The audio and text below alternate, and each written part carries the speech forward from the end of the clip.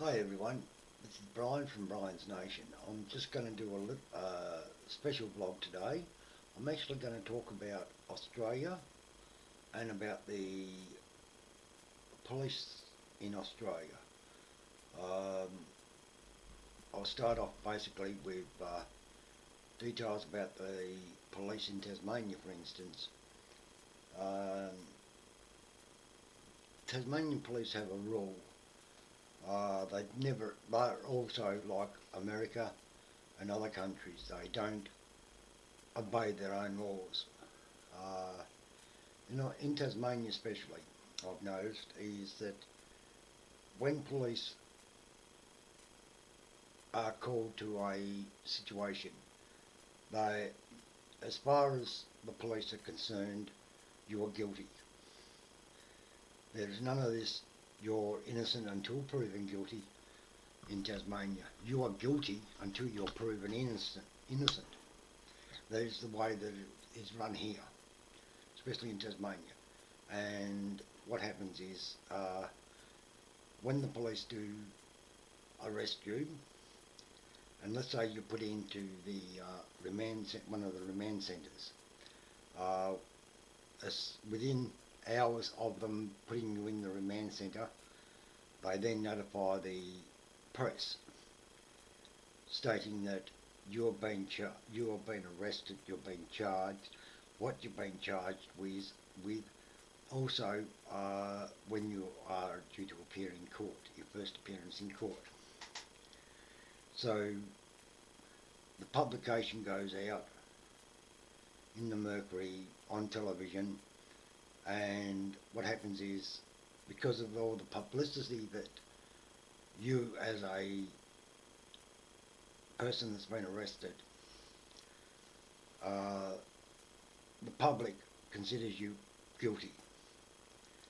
So you, in an official way, you don't really get a fair hearing, a fair trial, or anything like that, because you've already been found guilty by the media, by the public, as well as the police. So the court has not much option but to find you guilty anyway, whether you're guilty, whether you're not guilty. You're guilty because because the public and the way the press um, advertise it, and the way the fact that the police seem to have the legal right to inform the public, not the public, but the media, of your arrest and what you've been charged for. 9 times out of 10, they actually will print your name and details in the paper, or they'll say your name and details in the television news.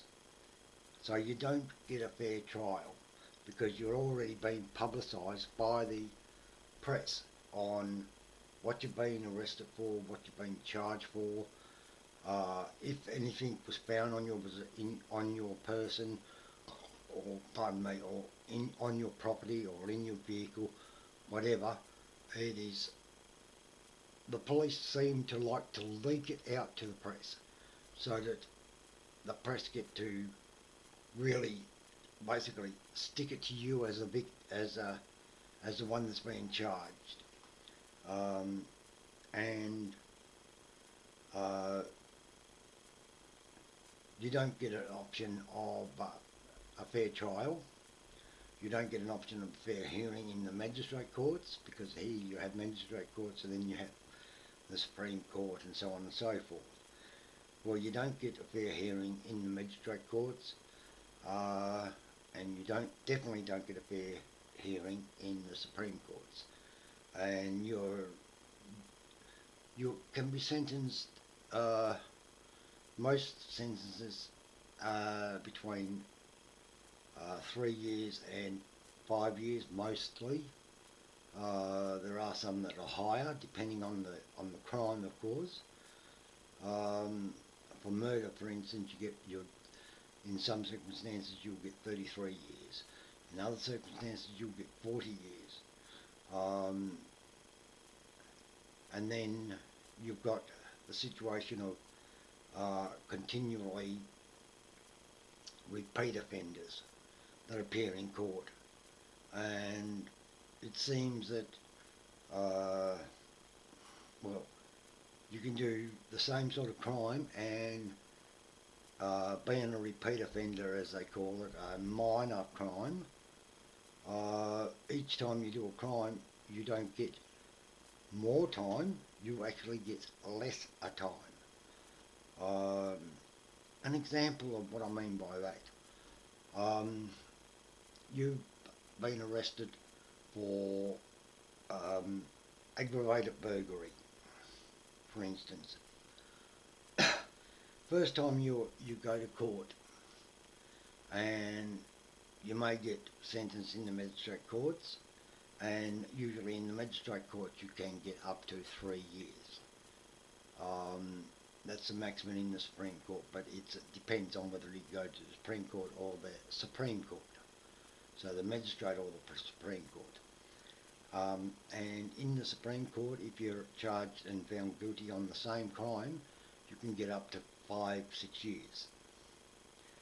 Now, if you've done your time and you get out and you reoffend on the same crime, that is the same crime, sort of crime, you will confront the magistrate courts. If you're sentenced in the magistrate courts, like you've got 3 years the first time, this time you probably may only get 16 to 18 months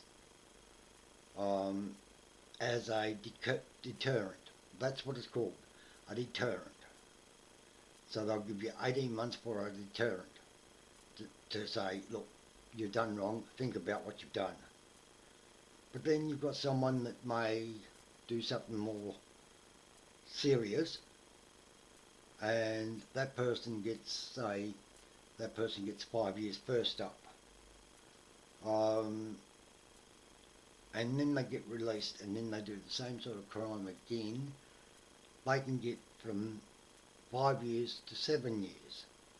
And then each time they get out, or they release, whatever, they get extended time. Next time they do it, the same sort of crime, and they appear in court.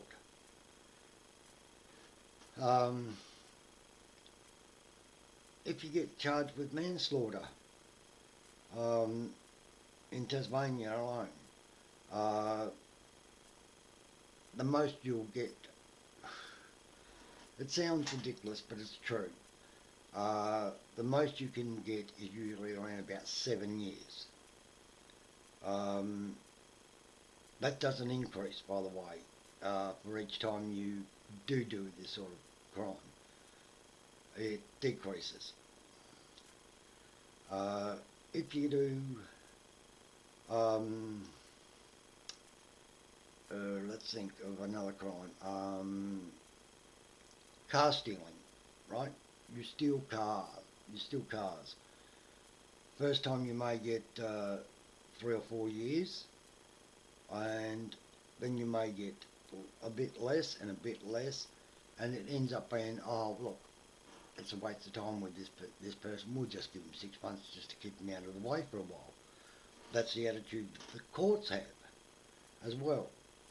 So the courts, the police, the media and the public don't care much about them.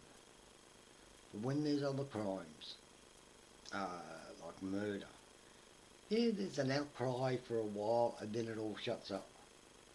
It goes with any sort of serious crime. There's a bit of whine and then it shuts up. But then if that person goes out of prison, for instance, and they go back to court on the same sort of crime, the public scream out, well, what? He done it before, why didn't you keep him in? Why didn't you keep him in? He should have got longer, and all this sort of stuff. And they're already, before they even found guilty by a magistrate or a Supreme Court judge and jury, the public's already decided they're guilty no matter what, because the law in Australia and the law in Tasmania especially is one rule and one law only. And it's not a legal law either, but it's a law, but the way that it's seen. You are guilty until you are found innocent. So in Australia, the laws are different. They're reversed. This is how backwards Australia is compared to a lot of other countries. It's so far back, it's unreal.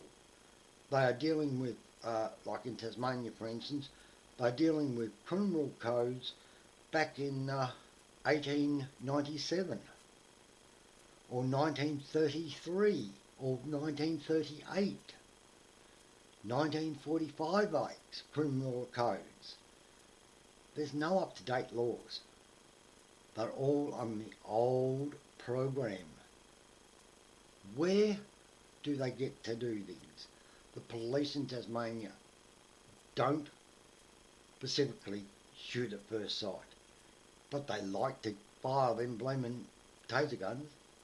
They love to fire their taser guns now that they've got those. They think that's great fun.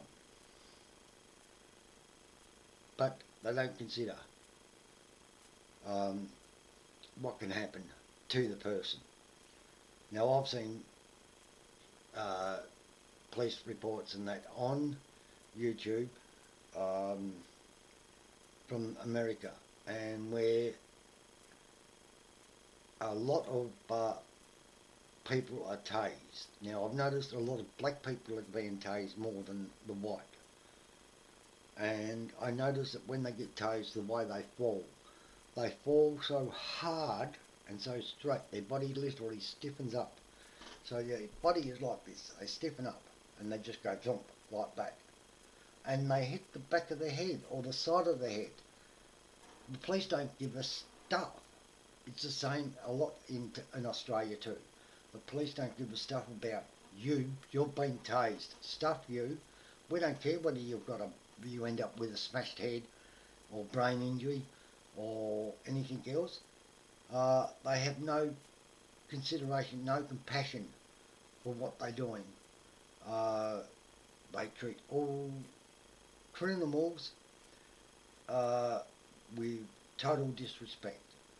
I've known police officers, especially in Hobart, that have literally pulled over some people, and I literally watched from the other side of the road. I literally watched the police get a male person out of the car. They literally made him remove all of his clothes. He was totally naked in public, and they searched him, found nothing on him, nothing on within his clothes, nothing on his body, nothing in his vehicle. They let him go. But there was no apology at all from them. Not one bit of apology from them. And then 2 weeks later, this poor person received a notification in the mail saying that he was being charged with indecent exposure on a public street at this particular time, at this particular place. Now, it was where the police were strip searching him, and yet he went to court. He had to go to court, face a court case. He got being charged with that, and he had to pay a hefty fine. He didn't have to go to jail, which was lucky, but he had to pay a hefty fine for something that the police made him do.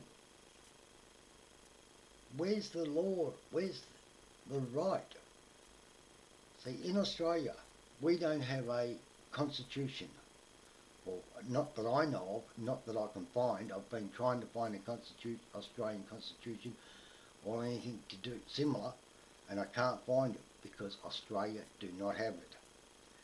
So basically, the Australian police, including the Australian Federal Police and that, basically have the right to do anything they want. It's similar to America and that, where they seem to get away with been using bully tactics on a number of people,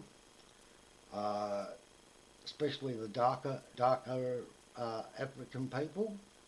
They seem to get targeted a lot, and the police don't care about their safety either. They are only worried about their own. They're not worried about the person that they're tasering. I've seen some incidents on YouTube where the cops have literally shot unarmed people, unarmed men. And most of these unarmed men, mind you, most of them are black African men that are shot dead by the police. Now, I'm having my say about that because I think that is totally unrealistic. It's totally discriminating. The police in all of Australia, including America, are discriminating. They're putting more bully tactics on the black Africans, and in Australia the Aboriginals, and it's usually the males that they put the target bully the most. Now this has got to stop. The world has got to realise that bullying by police cannot be tolerated by any person at all. It doesn't matter who it is. I seen an incident on YouTube as well where a white man was shot by a black African police officer. Now,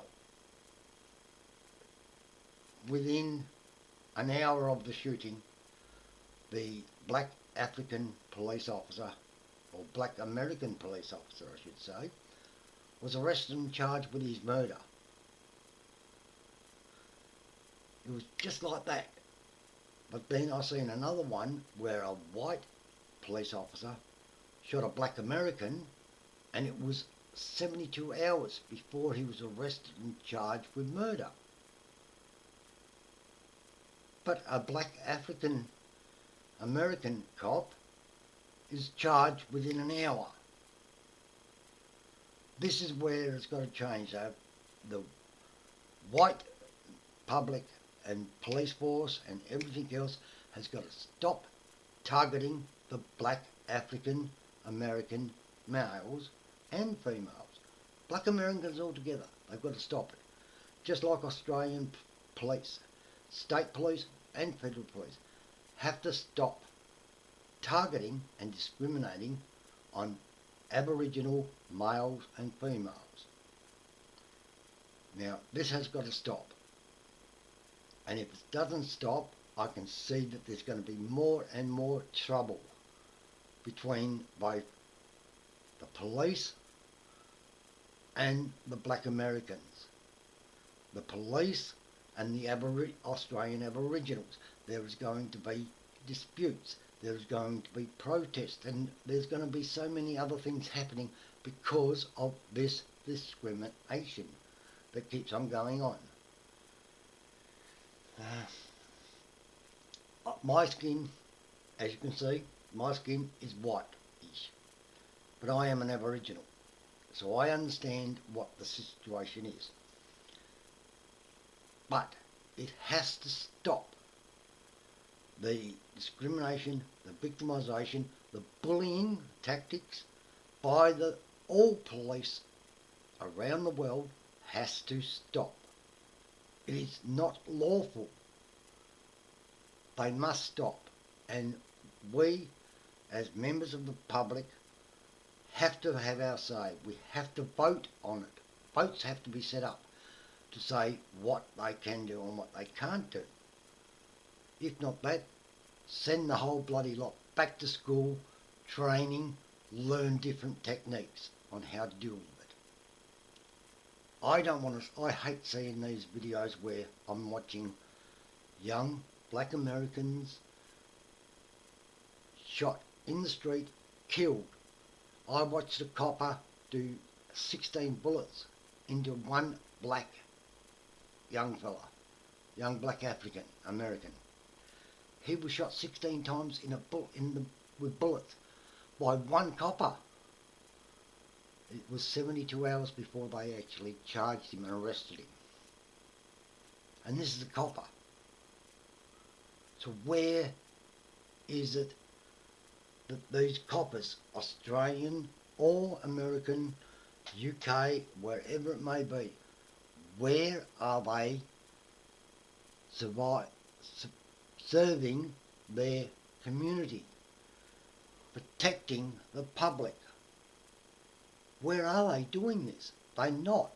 They're literally going out there, they're being, in my opinion, they're being like the Nazis were back in the wartime. They're being Nazis. They're going out, they're doing what they want, not what the public want. The public are the ones that are paying for their salaries. We pay for their salaries, not them. So they have to sting their governments, their governors, their Lord Mayors, all that, their Attorney Generals, local Attorney Generals, federal Attorney Generals, have to say enough is enough. Let's get these officers back in training. Train them to handle things better than the way they've been handling it. Why should people get concerned that we say, okay, Joe Blow has just broken into my place, he's punched the hell out of my 3 kids, but no, I'm not going to call the cops because they're going to come here and one of my kids or me are going to be shot. That is the way it's going to get to. And the police won't have anything because people will not be ringing up saying, this is happening.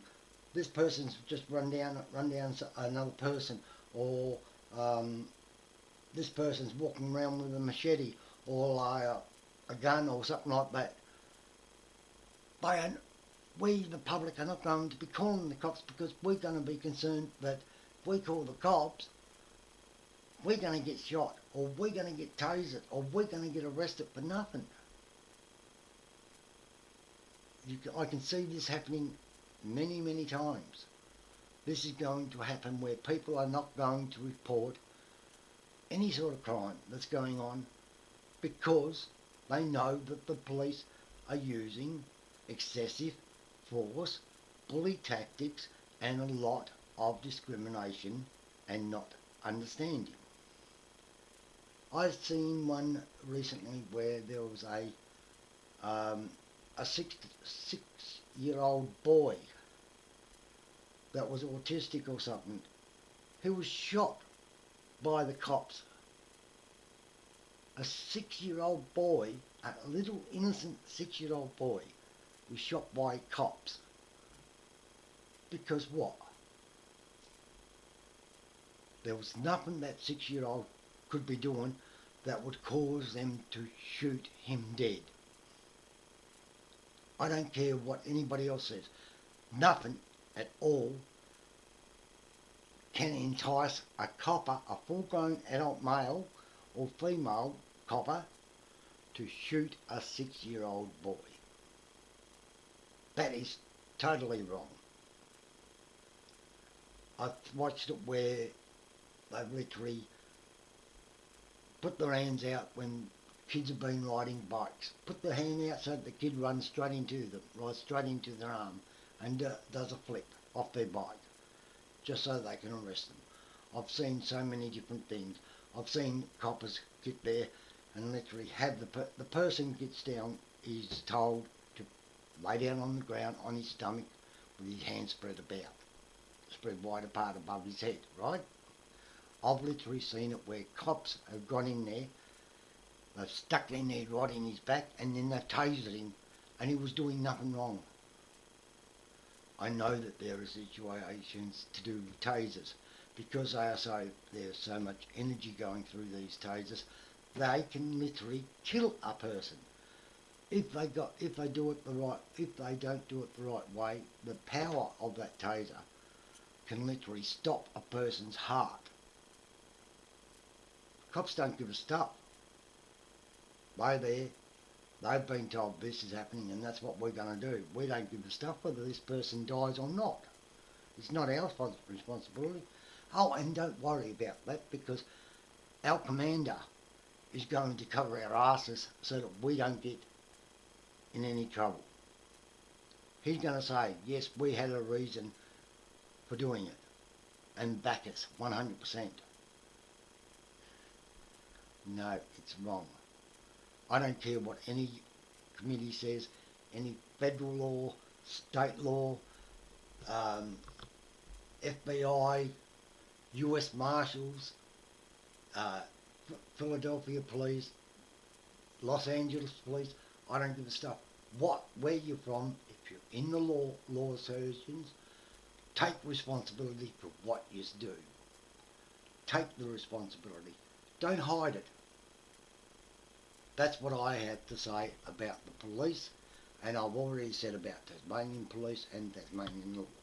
So, really get to think about how you handle situations better than shooting them dead.